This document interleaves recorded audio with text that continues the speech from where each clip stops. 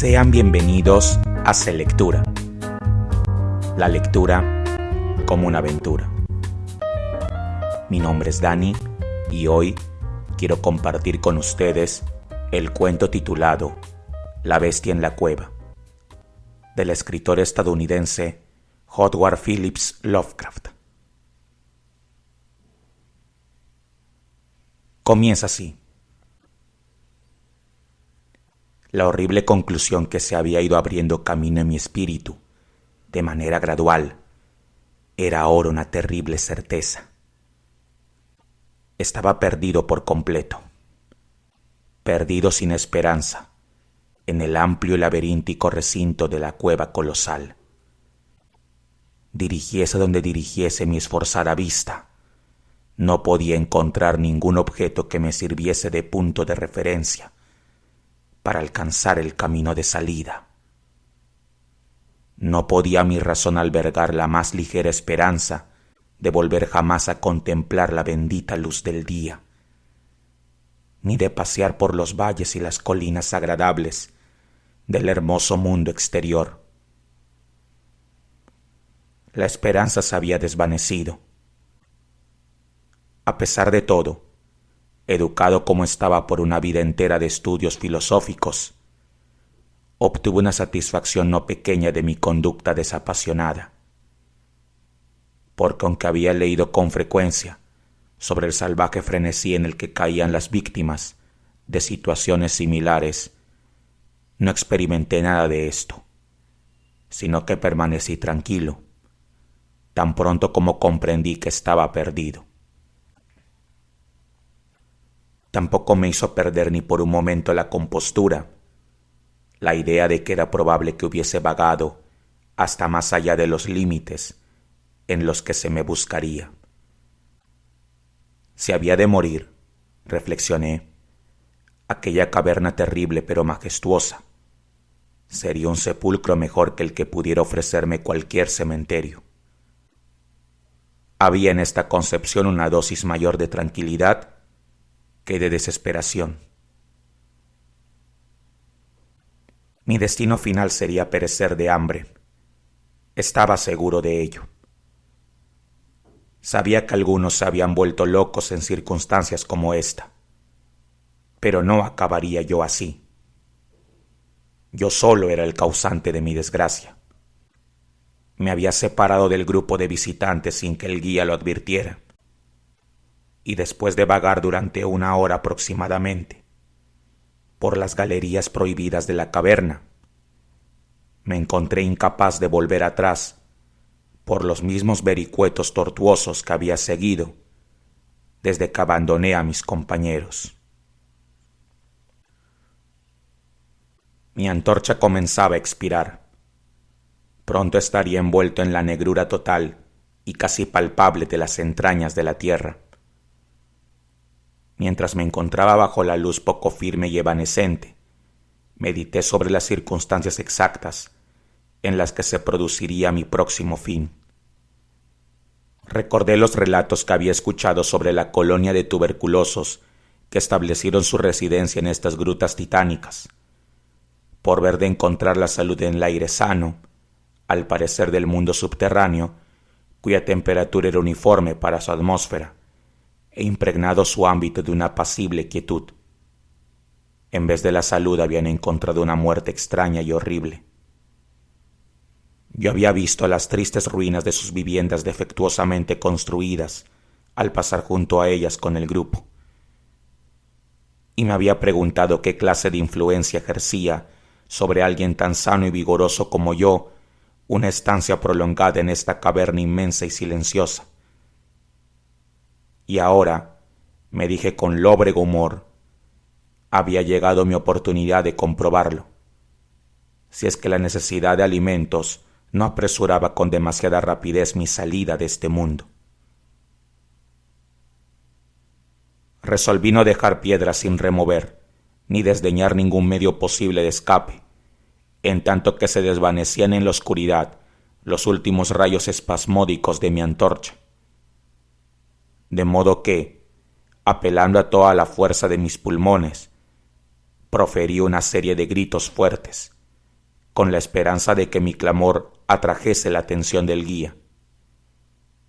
Sin embargo, pensé mientras gritaba que mis llamadas no tenían objeto y que mi voz, aunque magnificada y reflejada por los innumerables muros del negro laberinto que me rodeaba, no alcanzaría más oídos que los míos propios. Al mismo tiempo, sin embargo, mi atención quedó fijada con un sobresalto al imaginar que escuchaba el suave ruido de pasos aproximándose sobre el rocoso pavimento de la caverna. ¿Estaba a punto de recuperar tan pronto la libertad? ¿Habrían sido entonces vanas todas mis horribles aprensiones? ¿Se habría dado cuenta el guía de mi ausencia no autorizada del grupo y seguiría mi rastro por el laberinto de piedra caliza? Alentado por estas preguntas jubilosas que afloraban en mi imaginación, me hallaba dispuesto a renovar mis gritos con objeto de ser descubierto lo antes posible, cuando en un instante mi deleite se convirtió en horror a medida que escuchaba. Mi oído, que siempre había sido agudo y que estaba ahora mucho más agudizado por el completo silencio de la caverna, trajo a mí confusamente la noción temible e inesperada de que tales pasos no eran los que correspondían a ningún ser humano mortal. Los pasos del guía, que llevaba botas, hubieran sonado en la quietud ultraterrena de aquella región subterránea como una serie de golpes agudos e incisivos. Estos impactos, sin embargo, eran blandos y cautelosos, como producidos por las garras de un felino. Además, al escuchar con atención, me pareció distinguir las pisadas de 4 patas, en lugar de 2 pies. Quedé entonces convencido de que mis gritos habían despertado y atraído a alguna bestia feroz, quizás a un puma que se hubiera extraviado accidentalmente en el interior de la caverna. Consideré que era posible que el Todopoderoso hubiese elegido para mí una muerte más rápida y piadosa que la que me sobrevendría por hambre. Sin embargo, el instinto de conservación, que nunca duerme del todo, se agitó en mi seno.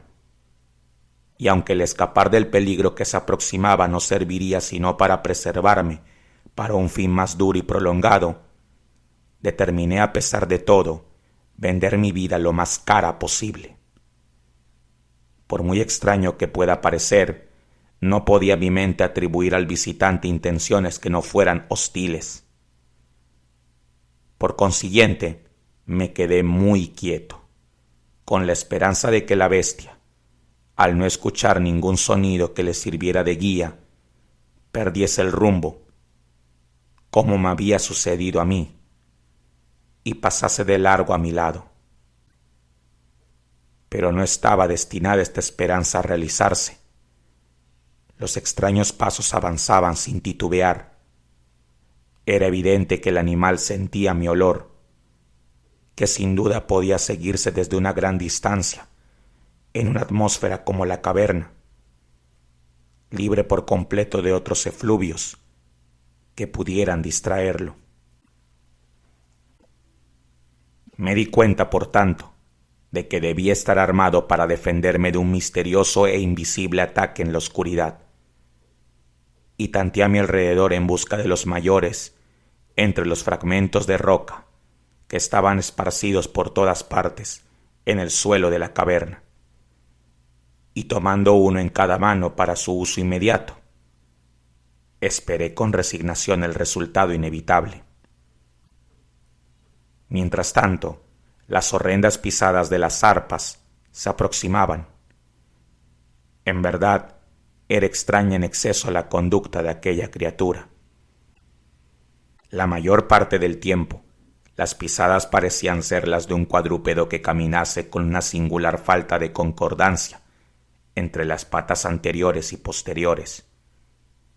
Pero a intervalos breves y frecuentes, me parecía que tan solo 2 patas realizaban el proceso de locomoción. Me preguntaba cuál sería la especie de animal que iba a enfrentarse conmigo. Debía tratarse, pensé, de alguna bestia desafortunada que había apagado la curiosidad que la llevó a investigar una de las entradas de la temible gruta, con un confinamiento de por vida en sus recintos interminables. Sin duda les servirían de alimento los peces ciegos, murciélagos y ratas de la caverna, así como algunos de los peces que son arrastrados a su interior cada crecida del río Verde, que comunica de cierta manera oculta con las aguas subterráneas. Ocupé mi terrible vigilia con grotescas conjeturas sobre las alteraciones que podría haber producido la vida en la caverna sobre la estructura física del animal. Recordaba la terrible apariencia que atribuía la tradición local a los tuberculosos que allí murieron tras una larga residencia en las profundidades. Entonces recordé con sobresalto que aunque llegase a abatir a mi antagonista, nunca contemplaría su forma, ya que mi antorcha se había extinguido hacía tiempo y yo estaba por completo desprovisto de fósforos. La tensión de mi mente se hizo entonces tremenda. Mi fantasía dislocada hizo surgir formas terribles y terroríficas de la siniestra oscuridad que me rodeaba y que parecía verdaderamente apretarse en torno de mi cuerpo. Parecía yo a punto de dejar escapar un agudo grito, pero aunque hubiese sido lo bastante irresponsable para hacer tal cosa, a duras penas habría respondido mi voz. Estaba petrificado, enraizado al lugar en donde me encontraba. Dudaba que pudiera mi mano derecha lanzar el proyectil a la cosa que se acercaba cuando llegase el momento crucial. Ahora el decidido pat pat de las pisadas estaba casi al alcance de la mano, luego muy cerca. Podía escuchar la trabajosa respiración del animal, y aunque estaba paralizado por el terror, comprendí que debía de haber recorrido una distancia considerable y que estaba correspondientemente fatigado. De pronto se rompió el hechizo. Mi mano, guiada por mi sentido del oído, siempre digno de confianza, lanzó con todas sus fuerzas la piedra afilada hacia el punto en la oscuridad de donde procedía la fuerte respiración. Y puedo informar con alegría que casi alcanzó su objetivo. Escuché cómo la cosa saltaba y volvía a caer a cierta distancia. Allí pareció detenerse. Después de reajustar la puntería, descargué el segundo proyectil, con mayor efectividad esta vez. Escuché caer la criatura, vencida por completo, y permaneció yaciente e inmóvil. Casi agobiado por el alivio que me invadió, me apoyé en la pared. La respiración de la bestia se seguía oyendo, en forma de jadeantes y pesadas inhalaciones y exhalaciones. Deduje de ello que no había hecho más que herirla. Y entonces perdí todo deseo de examinarla. Al fin, un miedo supersticioso, irracional, se había manifestado en mi cerebro, y no me acerqué al cuerpo ni continué arrojándole piedras para completar la extinción de su vida. En lugar de esto, corrí a toda velocidad en lo que era, tan aproximadamente como pude juzgarlo en mi condición de frenesí, la dirección por la que había llegado hasta allí. De pronto escuché un sonido, o más bien una sucesión regular de sonidos. Al momento siguiente, se habían convertido en una serie de agudos chasquidos metálicos. Esta vez no había duda. Era el guía. Entonces grité, aullé, reí incluso de alegría al contemplar en el techo abovedado el débil fulgor que sabía era la luz reflejada de una antorcha que se acercaba. Corrí al encuentro del resplandor, y antes de que pudiese comprender por completo lo que había ocurrido, estaba postrado a los pies del guía, y besaba sus botas mientras balbuceaba, a despecho de la orgullosa reserva que es habitual en mí, explicaciones sin sentido como un idiota. Contaba con frenesí mi terrible historia, y al mismo tiempo abrumaba a quien me escuchaba con protestas de gratitud.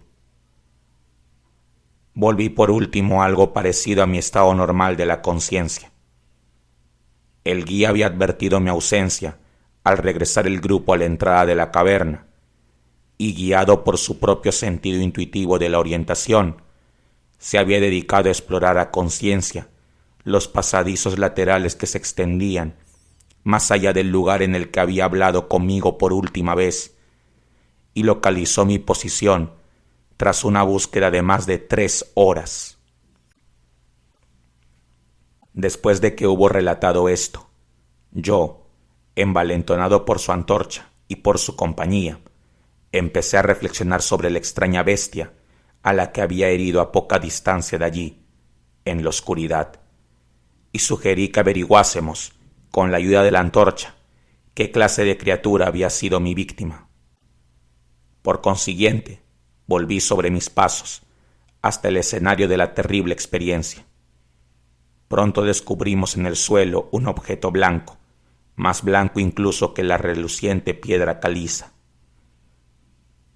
Nos acercamos con cautela y dejamos escapar una simultánea exclamación de asombro, porque este era el más extraño de todos los monstruos extranaturales que cada uno de nosotros dos hubiera contemplado en la vida.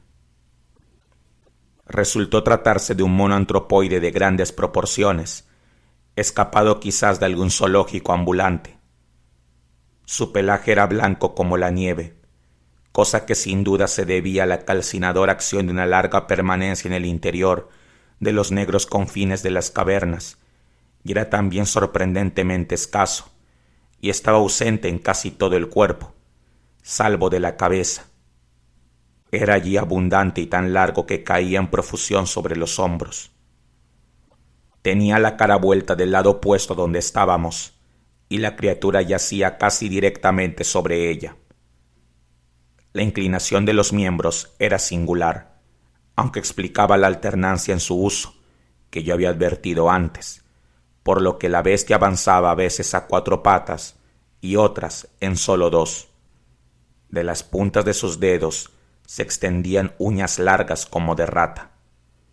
Los pies no eran prensiles, hecho que atribuía la larga residencia en la caverna, que como ya he dicho antes, parecía también la causa evidente de su blancura total y casi ultraterrena, tan característica de toda su anatomía. Parecía carecer de cola. La respiración se había debilitado mucho, y el guía sacó su pistola con la clara intención de despachar a la criatura, cuando de súbito un sonido que ésta emitió hizo que el arma se le cayera de las manos sin ser usada. Resulta difícil describir la naturaleza de tal sonido. No tenía el tono normal de cualquier especie conocida de simios, y me pregunté si su cualidad extranatural no sería resultado de un silencio completo y continuado por largo tiempo, roto por la sensación de llegada de luz que la bestia no debía de haber visto desde que entró por vez primera en la caverna. El sonido, que intentaré describir como una especie de parloteo en tono profundo, continuó débilmente. Al mismo tiempo, un fugaz espasmo de energía pareció conmover el cuerpo del animal. Las garras hicieron un movimiento convulsivo y los miembros se contrajeron. Con una convulsión del cuerpo, rodó sobre sí mismo, de modo que la cara quedó vuelta hacia nosotros. Quedé por un momento tan petrificado de espanto por los ojos de esta manera revelados que no me apercibí de nada más. Eran negros aquellos ojos, de una negrura profunda en horrible contraste con la piel y el cabello de nívea blancura.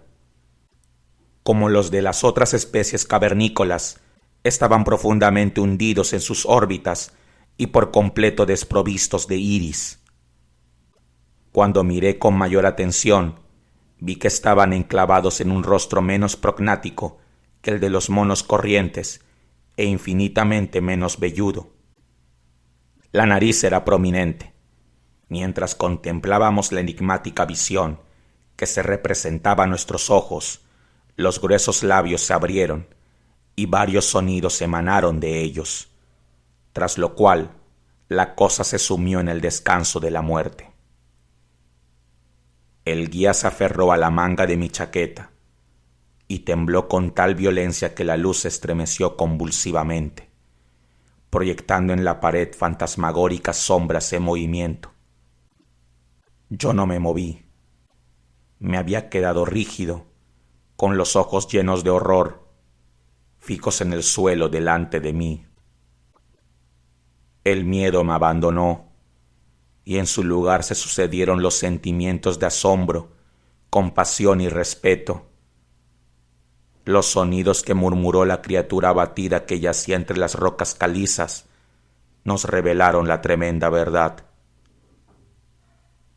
La criatura que yo había matado, la extraña bestia de la cueva maldita, era o había sido alguna vez un hombre.